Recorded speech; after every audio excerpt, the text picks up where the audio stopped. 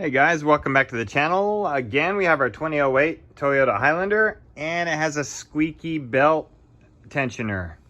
You hear that squeak, that chirp? All right, we're gonna fix that.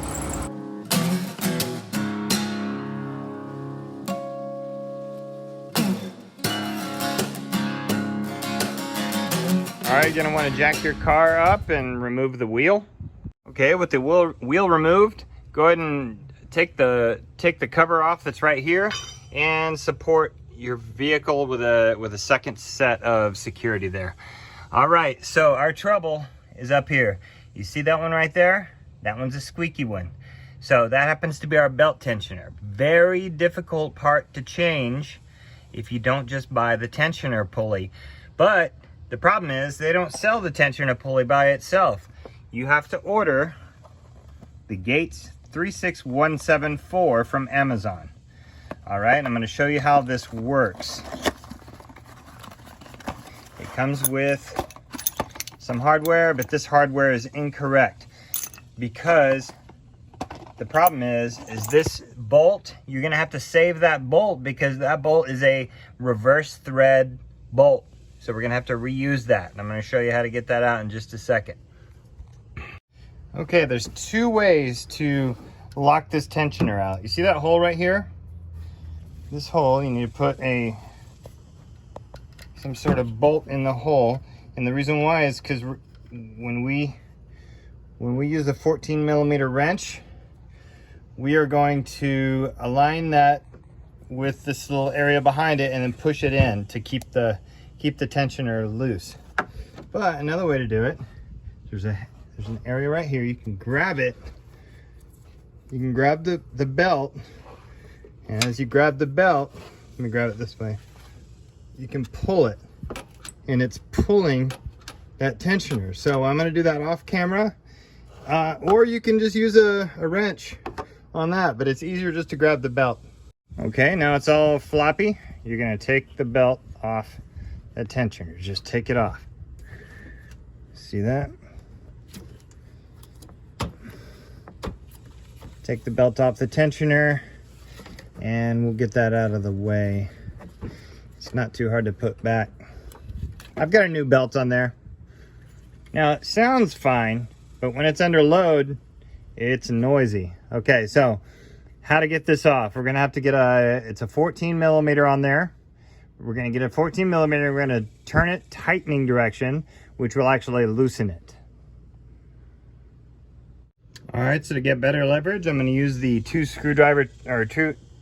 wrench trick, and I'm going to pull until it breaks loose, and it's going to break loose in the tightening direction.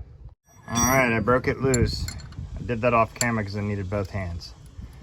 All right, and just get in there, take it off. It's coming off.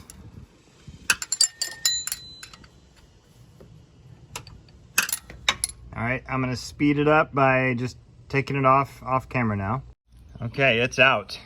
All right, let's do some comparisons. Now, you can use a micrometer or a caliper if you like, but it is exactly the same width, even using a caliper, okay? It's the same exact width, the hole's in the same area, it's the same diameter and everything. So, just basically all you gotta do is take the old hardware out and swap it with the new hardware.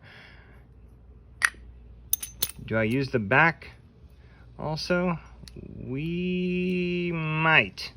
I'll tell you if I do.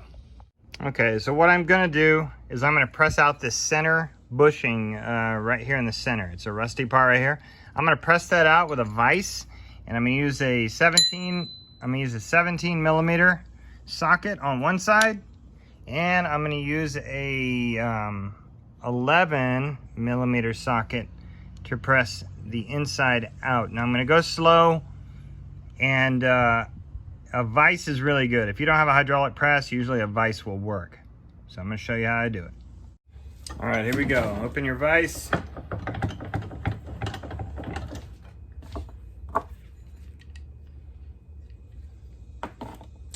Place the 17 mil on one side and the 11 mil on the other side.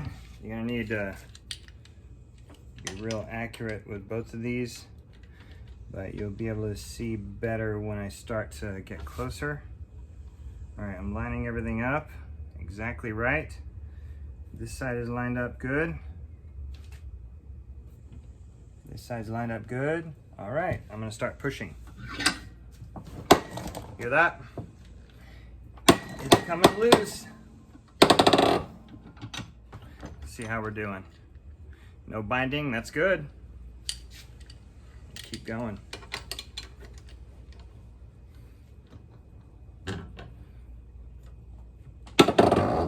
All right, now I don't want to push too far because I don't want to start pushing this into that hole and lose my socket. So what I'm gonna do is, now that I have it started, I'm gonna finish it by tapping it out.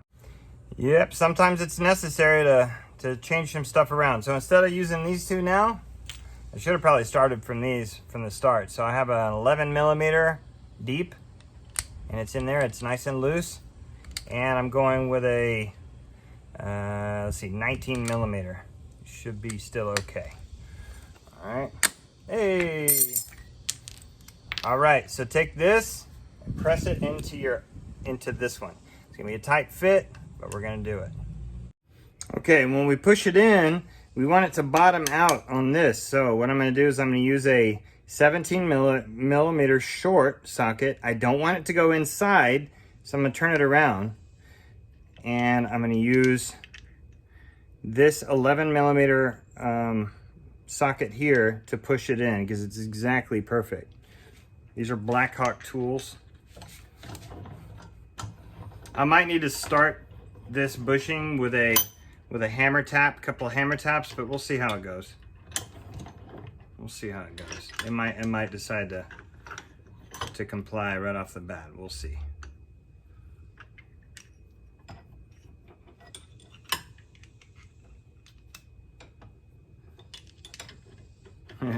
Take some finesse. Take some finessing here. All right, we're close, we're close. Looks like it wants to be doing everything it should.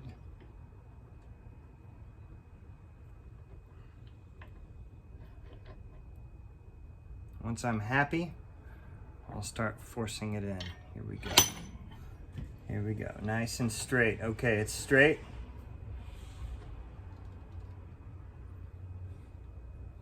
Okay, here we go.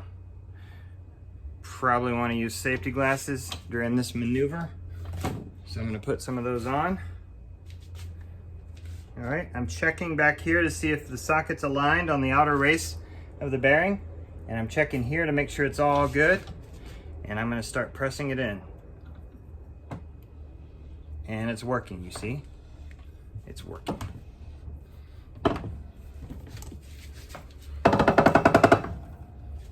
Okay, this is where safety glasses are important. Now I'm gonna push it to where it's gonna bottom out against that socket.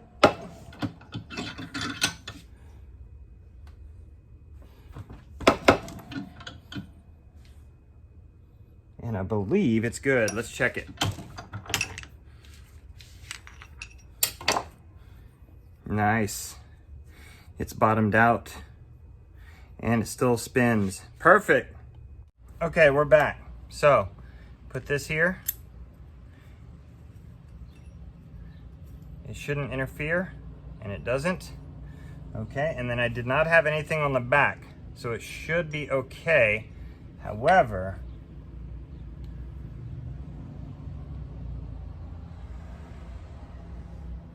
I don't know. It's slightly different in the back. Should be okay though. We're gonna try it and see if it's interfering. All right, so feed it up in there. And of course it's gonna thread on backwards. Okay, let's check the clearance. I'm tightening. All right, it's tight. It's tight to the point where the tensioner started to move. Let's see. No interference, it's good. All right, it's perfect.